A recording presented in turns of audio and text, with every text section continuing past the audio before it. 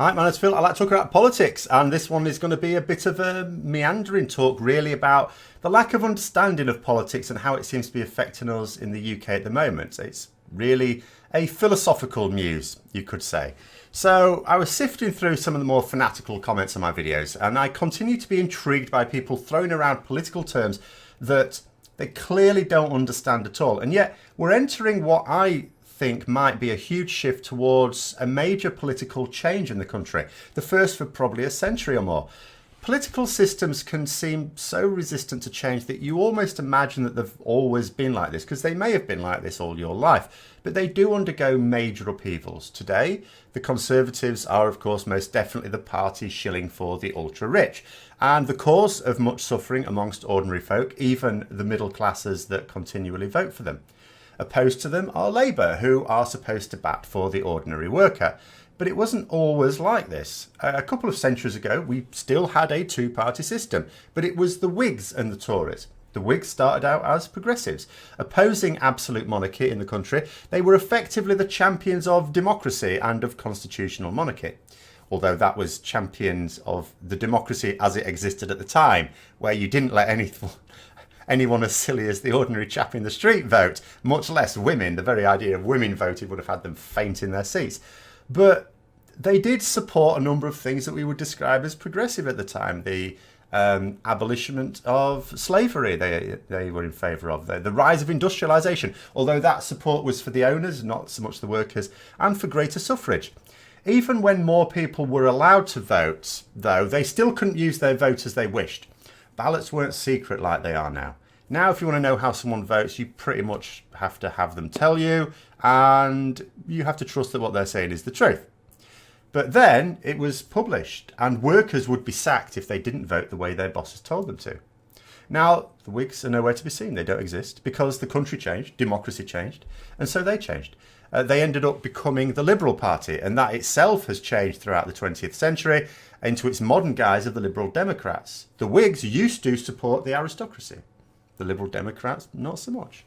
Their core principles have changed out of all recognition, but they have long since been outside the two-party system, using their numbers to influence rather than aim to govern. And I don't judge a party or a politician by association with the past, but it remains a party that is generally in favour of small government, though with just enough bite to prevent the worst excesses of greedy capitalists. In other words, it has mostly right-wing ideals, but with a social conscience. Not worthy of my opposition in the same way the Conservative Party is, but at the same time it's not at all compatible with my political beliefs. I'm a socialist. I have a fundamental belief that humans have not evolved to be able to cope in a large, complex society where people don't know each other, at least not without help. We are essentially tribal. This is what also contributes to my opposition to the other end, communism. Communism isn't a dirty word, and when Corbyn supporters deny that he's a Marxist, I have to ask, why are they being led by the Tory newspapers that they say they hate? Being a Marxist isn't morally wrong. Anyone who says so doesn't understand what Marxism is, or is an actual opponent of Corbyn. If you say you're a supporter of him and you say he isn't one, you've never read him. The problem with Marxism is not that it's morally wrong. In fact, it's morally right. It's just wrong. It's misguided. That's all.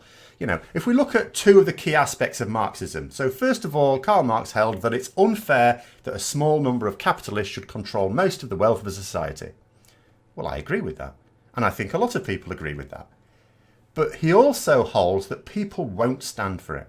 Karl Marx predicted that societies would rise up rather than let this continue to happen. And he said that nearly 2 centuries ago. He was dead wrong. Yes, there have been revolutions in a few countries, and yes, those countries tried to adopt communist regimes, and you could imagine, well, actually, that's his words coming true. But I would have 2 things to say about that. The first of which is the vast majority of countries where capitalism reigned supreme did nothing. In fact, if he thought the distribution was bad in the middle of the 19th century, he should see it now in the richest countries in the world. He'd pull his beard out, I swear. So the countries that did revolt didn't do so because of his predictions, because he said it was inevitable. Well, that means it should have happened everywhere. But it didn't. It should have happened everywhere where capitalists took the piss. Now, the factors that led to revolutions in those other countries had to be due to opportunities for those who sought to gain power. And the second thing I'd have to say about it is, although the countries in question They tried to adopt communist philosophies, but they failed. They didn't actually become communist states. The thing about communism is that it's like pacifism. It only works when everyone subscribes to the concept. Then it's great, fantastic. But if it doesn't have universal approval, then it breaks down. And that's because neither system has the necessary checks and balances against those who don't subscribe to it and would subvert the system. The end result is that you have a distribution of wealth and power in so-called communist states that is no better than capitalist states, and often worse, because there isn't even the democratic system to recalibrate it from time to time when it gets completely out of whack. There has quite simply never been a communist state. Just because they put it in the name of the state doesn't make it one. North Korea is more properly known as the Democratic People's Republic of Korea. Well, the only word in that nation's name that is accurate is Korea. It is in Korea, I agree with that. There's nothing democratic about it, and it is certainly not run for the people. In fact, it's the supporters of communism that effectively prove how impossible it is to achieve. Communism doesn't work because humans have evolved to be tribal, to look after those with whom we are close and be suspicious of, if not downright hostile towards, those who are not of our tribe. And communist groups are some of the most tribal people I've ever met. When you occupy the left wing of politics like I do, you find that if you're pragmatic, or worse still, the worst crime of all, tolerant of other people's views, you will get far more hate from those around you in the political spectrum than those on the other extreme.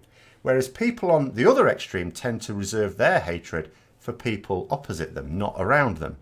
They don't tolerate divergence from a strict code, and they can't argue with you based on logic because they're pushing a political ideal that was born 170 years ago and has been proven wrong since then. So they just label you as a Tory and they're satisfied with their day's work. Oh, he's just a Tory. So all those countries that tried to become communist states failed because human nature is to oppose it. They only survived by shutting down political opposition in a manner so brutal as to dissuade opposition. So they became not communist states, but fascist states. But let us not forget that fascism is another term that people misunderstand. It's not a right-wing concept, but a left-wing one. Fascism has three aspects to it. One, strong state control over all aspects of society. Not something a lot of moderate right-wing people are into. They want small government. Two, having a strong leader whose authority is not challenged.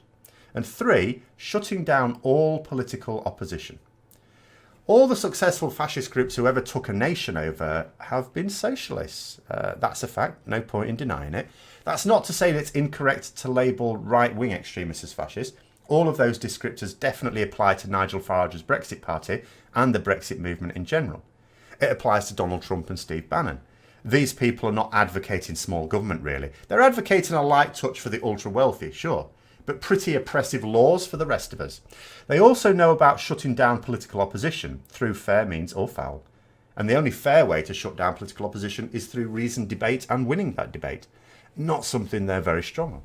So it used to be the case that politics was at least shaped by serious students of political theory. There were lots of political discussions to be had. Some of them had good intentions, some wicked, but they were certainly knowledgeable about what they were doing and what the likely consequences were going to be. Like a chemist with a stick of dynamite, they at least know what it's going to do. They might use it for mining and help people out, or they might use it to commit murder. I now get the feeling that politics is being shaped by people who make no efforts to understand their own politics. The Brexit Party, after all, didn't even release a manifesto. It has no political aims. None at all. No roadmap for Britain post-Brexit. It's like an infant with that same stick of dynamite. It might still be used for good or for harm, but it will have nothing to do with intent, because intent without understanding will lead to unexpected consequences. We are literally heralding in an age of political chaos and anarchy through ignorance. Anyway, there's another little video on my political philosophy. Let me know what you think in the comments below. Hope you found it interesting at least. If you did, don't forget to click the like button, subscribe for further content. Until next time, I'll see you later.